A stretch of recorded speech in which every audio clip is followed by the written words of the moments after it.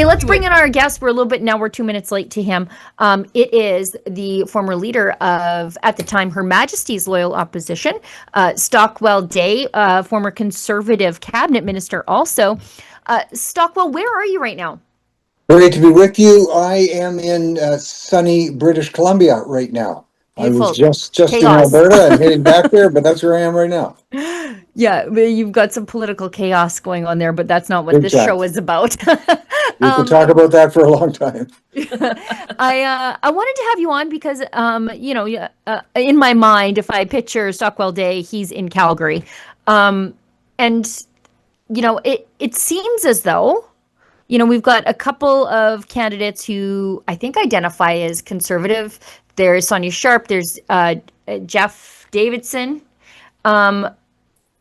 But there's also Jeremy Farkas, who I would not describe as conservative. And so we've sort of got these three people who are either conservative or doing their best to fool conservative voters. That's me saying that, not you. And they, at the end of the night, I think maybe the vote at the last minute might coalesce around one of them to get rid of Jyoti Gondek.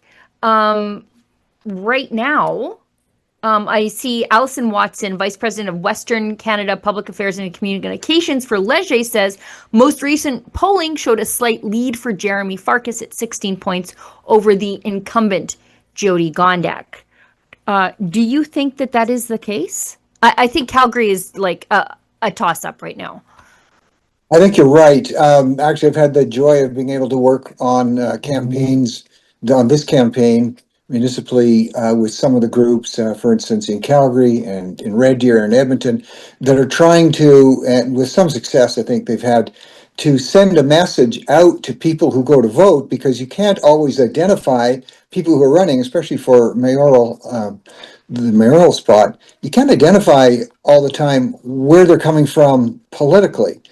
And so various groups, we put together some ideas in terms of how that can be done. I still think it's a bit murky, but even about a week ago, we kind of saw the Calgary scene lining up more or less as it is right now. And what I tell candidates who have small c conservative molecules in their DNA, they have to send a signal to the voters that they are that.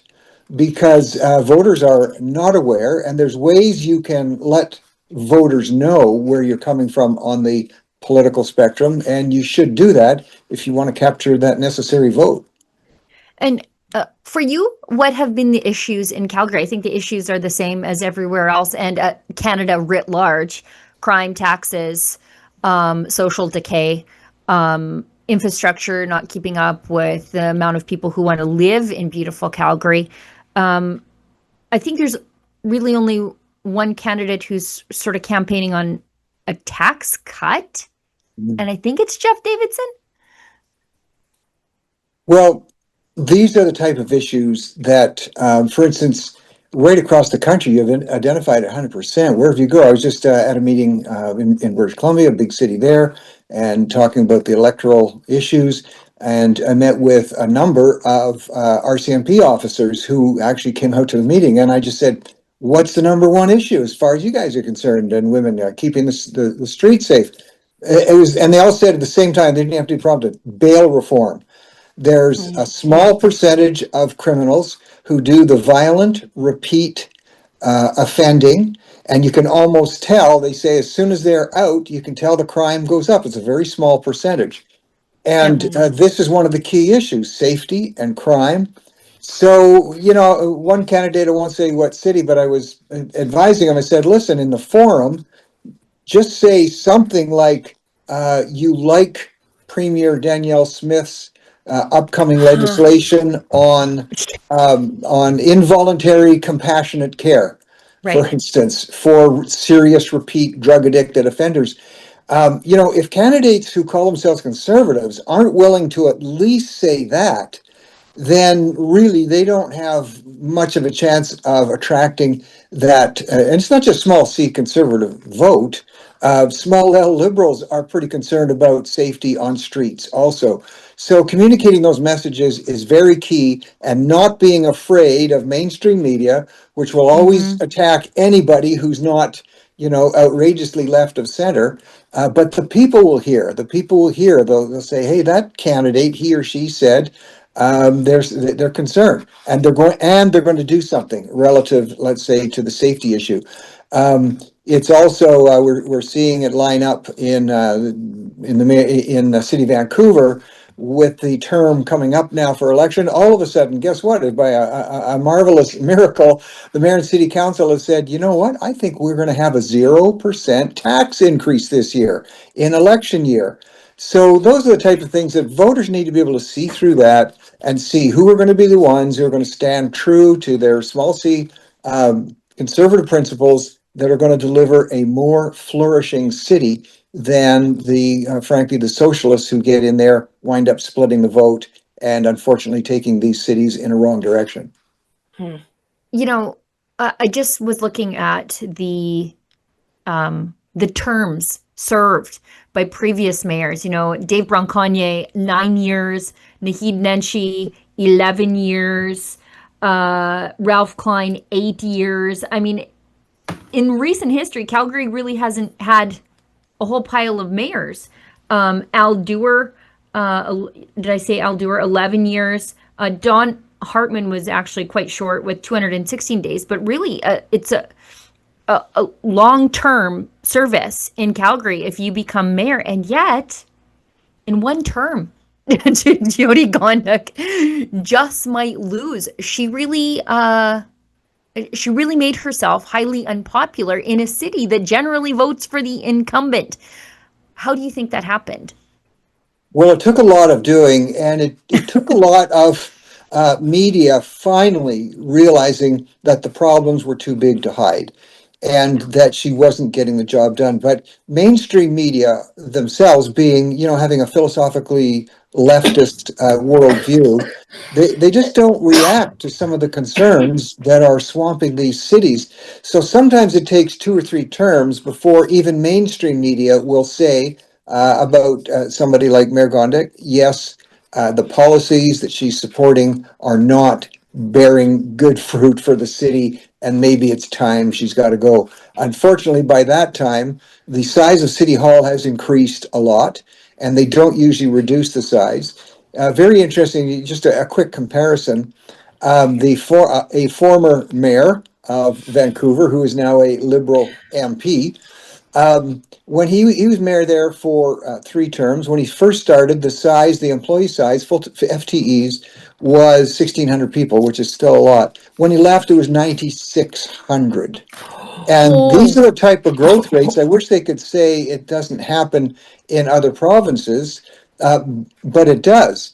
And mayors and councillors need to keep something in mind, and they don't have to go on a huge rampage in terms of, we're gonna fire everybody out of City Hall. Well, you never get elected because it's primarily the union workers that get out there and provide a good portion of the vote. But they need to remind people that every time, or sorry, these newly elected councillors and mayors need to be saying to their administration, every time we hire one more full-time person, that's a 50-year commitment on the taxpayers, let's say, of Calgary, because the person's going to work for 25 or 30 years, and then they're going to understandably have a pension. Every time you hire a new person, that's another 50-year commitment. And natural attrition, if they would just leave it alone, people retire depending on the city and where they are, anywhere from 8 to maybe 11% is the rate of natural attrition, where people would be leaving the public service. In this day, with the fabulous efficiencies that we have now through AI and other technologies, you don't need to keep growing the size of City Hall. It's breaking the backs of taxpayers who wind up carrying those costs. I'm going to turn it over to Chris. I bet she has some things to say about the size and scope of city budgets, particularly when it comes to HR related stuff. Yeah, big time. So I know I have some good stats on Edmonton. I was doing a very similar deep dive on the city of Calgary, but they changed their accounting practices right around 2011, 2012, thereabouts. And so it was almost impossible to do a really deep dive retrospective to do apples to apples, but you can imagine that it's very similar wastes of money. So in Edmonton, over the last 10 years or so, spending at the city went from about $2 billion to an estimated $3.4 billion. That is a spending increase of 36% adjusted for inflation. Now, for people who are asking, oh, we've had a ton of growth. Yeah, but only by 17%. So, Hmm. population of Edmonton's gone up 17%. Their spending at City Hall went up 36%. And Mr. Day, we were mentioning before you came on the air of where it was growing. So I was looking at their full-time equivalents, their FTEs. Police have kind of kept pace with inflation, not kept pace, I will point out, with violent crime being reported. So that is an issue. They did keep pace, I would say, with their street cleaners. So the folks who are picking up litter and stuff, that kind of stayed at pace. But what really ballooned was their communications department. So last I checked, the city had almost 400 people on their communications and engagement team. To put that into perspective, back around 10 years ago or so, there were about 70 people on that team. So that means that that is a 450% increase just in that comms team. And Hmm. again, to your point exactly, Mr. Day, these are pretty much jobs for life. They wind up locking in and keeping them for decades, and then they have a pension. And yeah, they always wind up just growing the size of government. And I have to stress, whenever we do a survey at the Canadian Taxpayers Federation, we ask people, what do you want from your city hall? People typically want their city hall to keep their city streets safe, clean, and in Hmm. good repair. End of list. They don't want them saving the world or solving a climate crisis or getting into their other little social hobby horses and spending taxpayers' money doing it. But unfortunately, Edmonton, and I would say also and by extension Calgary, doing this stuff all the time. So we really hope that we're going to see some change here. Yeah, it's really important for those who are councillors and whoever gets elected and mayors. And I'm not saying this in a nasty way, but you have to stand up to the administration. Yeah. Their job, they feel their jobs are just to continue to grow the size of their own base. So when the administration comes with their first budget and they say, well, we have to hire X number of more people, then the elected people need to say, what is each person going to be doing? And just as when they bring a new regulation, and we actually implemented this provincially with, guess who, a former mayor of Calgary, Ralph Klein, was very supportive of us doing this. You say to your administration, if we don't bring in that regulation, new regulation, first of all, who will die? You have to ask it as bluntly as that. That's a great Who will question. actually die? Then you have to ask, who wants this new regulation and why? Then you have to ask, who is opposed to it and why are they opposed to it? And have we talked to those people? It's the same as when you bring on, especially in the, I agree, the people, the front lines, we need those workers. But higher at the administration level, when they're talking about bringing on a new high paid, let's say, communication officer, first question, who will die if we don't bring in this new communication person? And for what purpose are they being brought in? Why can't we are communicators? Why can't we be doing that? Newly elected councillors or even veterans and mayors, you've got to ask your administration those tough questions. Big time. That's the best feeling. That's why we're in this business. We love to see the clients grow from the time they walk in to the time that they're employed and after. It's amazing to see the confidence build, their digital skills build, their life improve. It's not just about helping the client that walks in the door, but it's about helping their family, their home life. It's a holistic support to help with the barriers that get in the way of successful employment. I wanted to quickly give some numbers for Calgary City Council salary. So the annual salary for a Calgary City Councillor is about $124,000. The mayor's salary of Calgary, $220,000 a year. Again, the mayor of Calgary is paid more than the premier of the province. So when Crazy. we start talking about cities growing out of themselves, getting too big for their britches and straying out of their lane, this is what we're talking about. City council jobs were never meant to be full-time careers, like for the rest of your life. They were meant to be something that was taken on as a form of public service, that's why it's called that, by retired cops, retired teachers, small business owners in the neighborhood. They weren't meant to be jobs for life for people with graduate degrees in city planning. It was never meant to be that. That's why we have too many people working here and costing too much money. Now I'm Well- gonna, sorry, No, go ahead. No, I was just, Stockwell, you go ahead. We've got lots of time to kill. Yeah, those are key issues. One thing that would help is you have to, when it talks about an increase for, well, this would be for administration or for the elected people themselves, there should be a bylaw which they could craft that says they cannot vote for their own raise. If there's going to be a raise, it would only be implemented after the next term. So people then would have the opportunity to vote and they would see what that person is getting, because the ability to give yourself your own raise is something that many of us would cherish and love, I can tell you. And so, that's one of the ways you have to do that. One of the reasons that city councilors, most of them are, they're decent, they're hardworking people. One of the reasons they are so hardworking is they get buried with a blizzard of what we used to call it paperwork.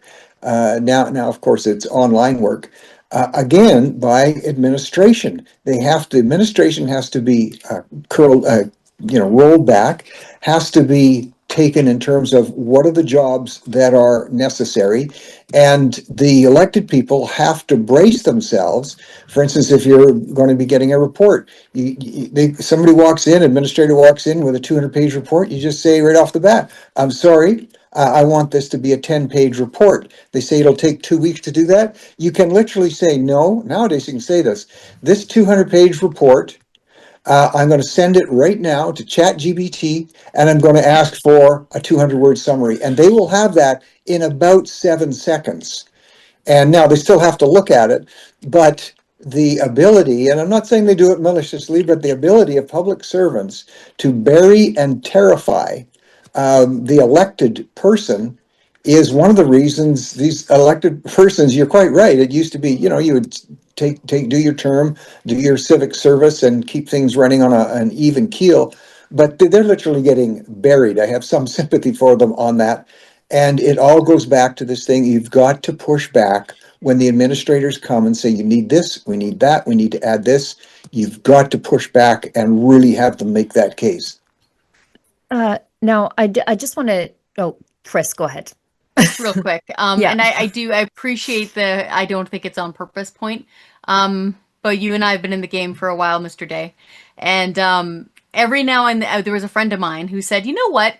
If this was all just happenstance, and it was just, oopsie, government is terrible at things, silly me, egg on my face, every now and then, they would do stuff really well. Just by mistake. Or really efficiently. Just by mistake. If it was just flipping a coin and happenstance, every now and then, they would make the really good decision of, oh, that was an awesome investment. Wow, you found efficiencies there. You really cleaned up that neighborhood. People are so happy with this, but it doesn't happen that way. So I'm sorry, but I do think it's on purpose. I absolutely think it's on purpose. And to your point exactly, sir, I agree that whoever gets elected into these seats, who is sitting on city council now, making about 120 grand plus, usually a parking pass and a driving expense, they need to turn around to the permanent staff, which is the bureaucracy of city, and find out if this really necessary.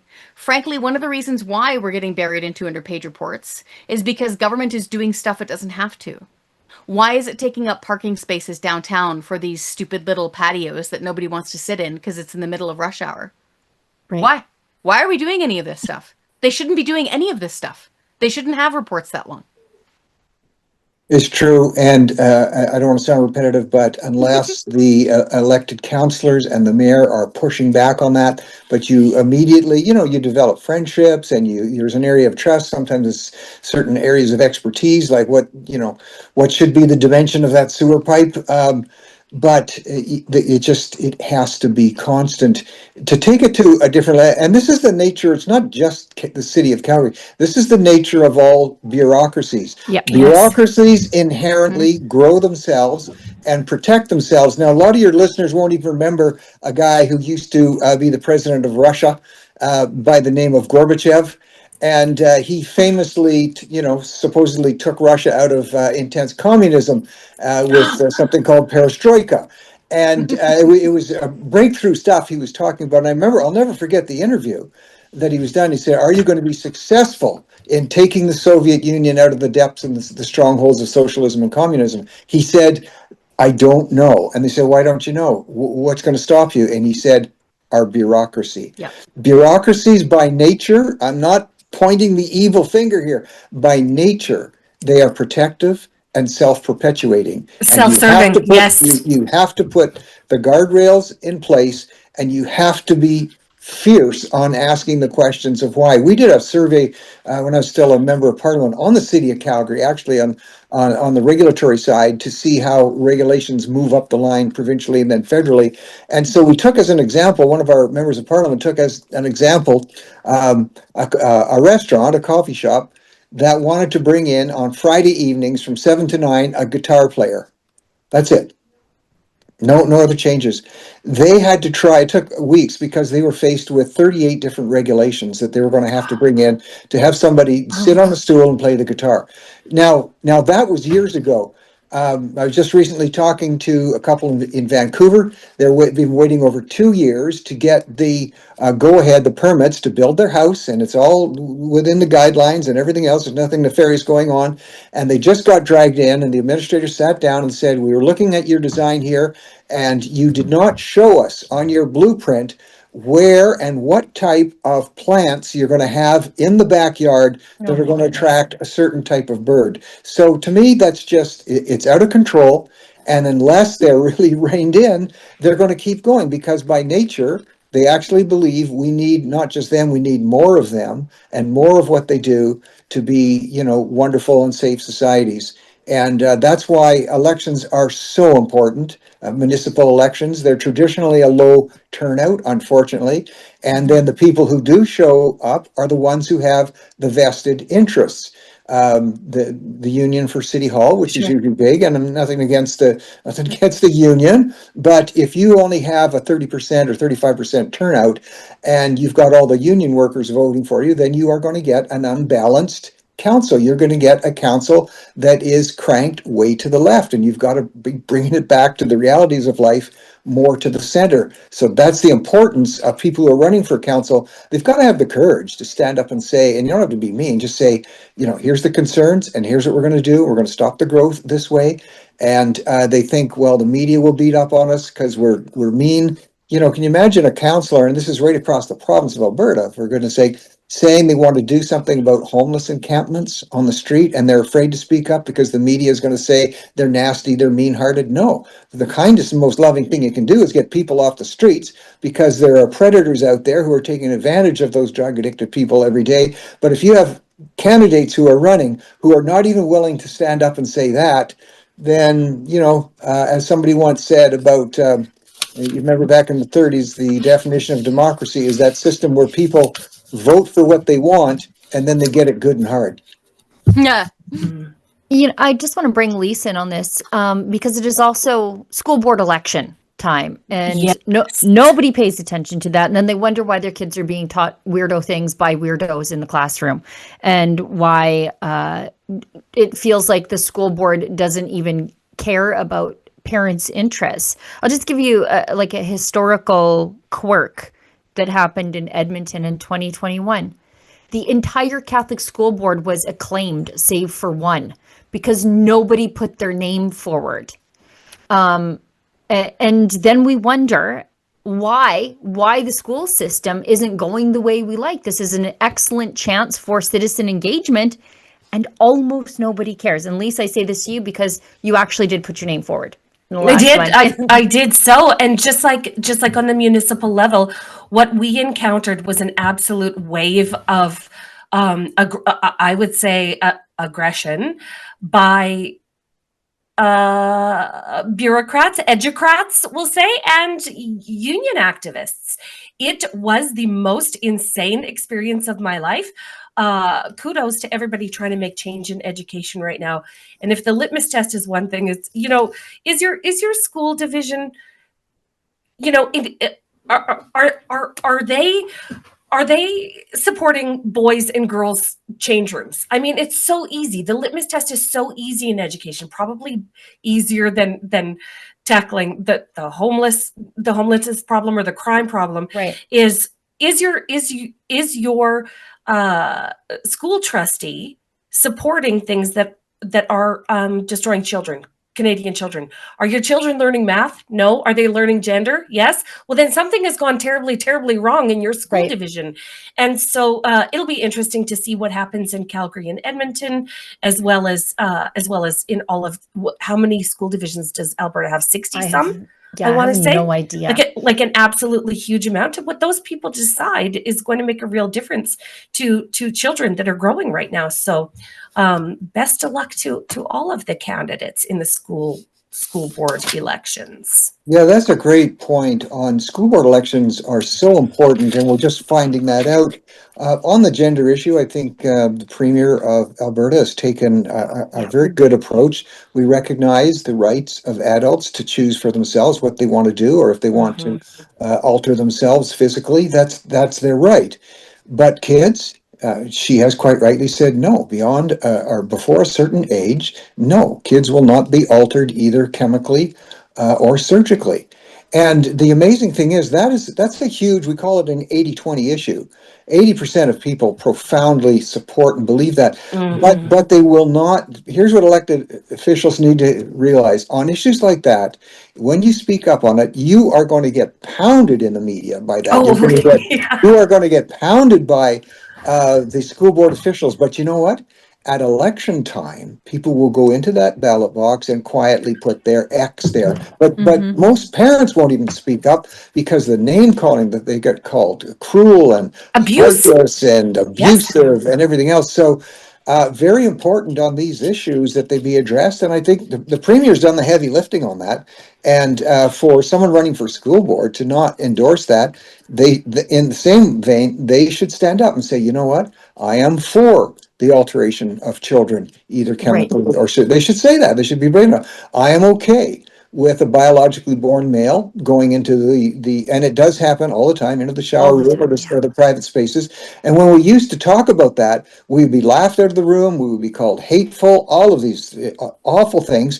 And so people wind up self-censoring, and they wind up not saying anything because parents, frankly, are being misled on this whole issue by much too large a portion of the psychological and medical community, and that's proven. There's entire countries now that aren't endorsing this. So school board elections, very, very important, and parents need to be there. And I'm hoping the Premier right now, with the strike that's going on, is realizing that there should be, because I worked on this with others way back, Alberta still leads in terms of school choice and charter schools. They've still got some problems in terms of what the schools have to abide by, but clearly there has to be, there's one thing to try and change the public system, and it's good to try and be a factor and an agent for change, but nothing brings change about like having a choice, parents having a choice, whether you're talking about selling a product or a service, as we know. And I hope the Premier does not give in. I understand there's going to be a referendum relative to funding, and parents who are paying extra money, getting some from the province for an independent school, and still paying the public school taxes, and paying for students not to be educated in that system. Businesses and parent groups have to really stand strong on that. And you know what? Chambers of Commerce also have to stand up and say, the public school system, they self-identify as culturally Marxist. And so if you want your kids to be culturally Marxist, then that's fine. Let them go to that system. But you have to allow full freedom of choice for those who don't prefer that particular direction. Yep, and freedom, choice in education in Alberta has resulted in academic achievement, with Alberta students ranking top 4 in the nation for the last 25 years. So choice in education is not only beneficial to families and is not only the most fair thing for families, but is also best for our kids. Right. Yeah, Can I just jump in there really quick? yeah. Go ahead. Well, I'm in the middle of this strike right now, just from the taxpayers Yeah. federation perspective, and quite often it's I have to put it nicely. How is it that Ronald Reagan used to say, "Our friends on the left, our friends on the left are magically suddenly quoting the Fraser Institute report all the time now when they go lowest funding per student," and it's like, and I keep hear on reading to efficiency. yeah, keep on reading to the next paragraph in that report, please. Because the entire point there is that we are second only to Quebec in terms of academic performance. And it's because of efficiencies, exactly like Mr. Day pointed out and everybody else did, is that in Alberta, the funding follows the child. Period. Yes, brilliant. And yeah, it's so smart. And we have school choice, so parents can pick between full-on private school, okay, or a charter school, which is a not-for-profit, still public school, but it's a specialized school. So it can be anything from the classic academy if you want your kid, learning Shakespeare and classical music, all the way to, agriculture focused, First Nations focused, trade focused. I think there's a hockey school Yep. where, Sports, kids get, sure. yeah, Yep. like it's all through there. And you know what? It's efficient because it's 70% of the cost. It's 100% of the cost in the straight up public school. So if you just send your kid to the local public school, the building that says school on it in town, that's 100% cost. The one with all the rainbows, Chris? You mean Yeah. that one? That's how I can tell it's a public school. Yeah, go on. Well, And then the other places it's 70%. So these Right. folks that are like, "Oh, get rid of these schools." It's like, "Wait a minute. You want a 30% increase in cost to deliver well, the same services? This is and- crazy pants." And my favorite part of that same Fraser Institute study is something that our friends on the left don't want to point out either, because they're, like always, they're worried about people who grew up like me in the lower socioeconomic class.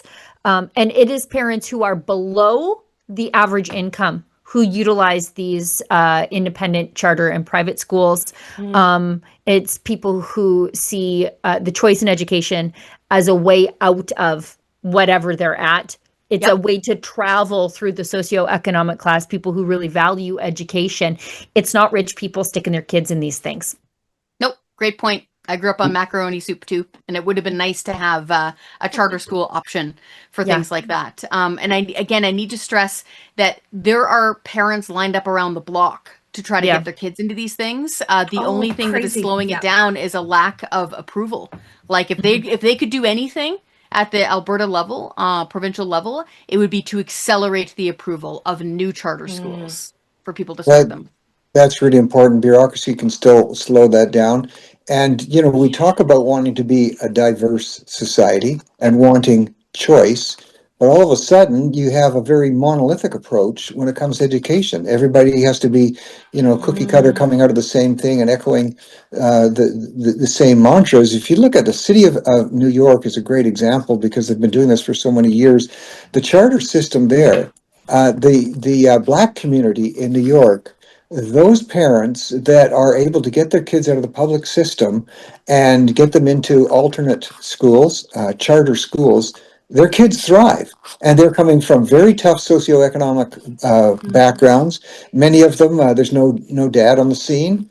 And they are doing much better than they were doing. This is overall, there's always exceptions, than they were in the public system. I have friends and we have friends and family who are public school teacher, and they're wonderful teachers, but it's within a certain system. And if you don't like that system and you don't feel that that's going to lead to productive and flourishing citizens, then you should have the option to get out of it. And yes, in Alberta, funding follows the student. Some of the funding follows the student. They do not get the full funding. They, in many cases, still have to build their own buildings, and they still pay their taxes to the public system. So I'm hoping the Premier does not cave in to going back to one monolithic system that really is not going to produce the type of results that we want. I can't see her doing that like at Me all. neither. That would be against her nature. I to your point, I would also like to remind people that in Alberta, I love Alberta so much. Thank you for letting me move here, Sheila. So it's really You're nice of welcome. take in a refugee from British Columbia. And so thank you for that. In Alberta, we're the only province in all of Canada that has recall legislation at the provincial, municipal, and school board level. It's pretty amazing. We have direct democracy. So if things start getting hairy at the school board level and something starts going off the rails, enough people can get a petition going in order to cause a by-election, even at the school board level. So I just wanted to point that out. We've got amazing direct democracy tools here in Alberta. Another thing that Alberta is somewhat unique with the legislation, as you know, in the municipal elections, it's hand counting the ballots. Yes. Yes. And, we advocated that for years. Do not get into the electronic balloting. In the best of systems, all it does is, in some cases, it buys you an hour or two of reporting time when you get the final results. But we've seen it so much, not just in Canada, but around the US, and elections can be questioned and people can fool around with the electronics. There's nothing like hand balloting, and I hope the Premier is successful in also bringing that to the provincial level. Now, I'm not sure how long we promised to keep you, but I'm pretty sure it wasn't over a half an hour. I think you're right. Thank you so much for your time, Stockwell. Thank you for having me. Where do people find you and your political commentary? Because I know you have a podcast. But you never ask. Thank you so much. Stockwellday.com. They can get all the material there. But I've started a podcast on Spotify, and it's Stockwell Day, day-to-day news. So it'll be on Spotify and on YouTube, and I've just been at it for about a month or so. So it's starting to increase. I've been given a couple of warnings from YouTube about, you can't be too common sense there. But no, I'm getting great response from both sides. So yeah, if people want to check that out, and I am on X also at Stockwell_day. But I really appreciate anybody's feedback on the podcast, Stockwell Day to Day News on Spotify or YouTube. Thanks very much. And you're doing a great job. Keep it up. Thank you. We will.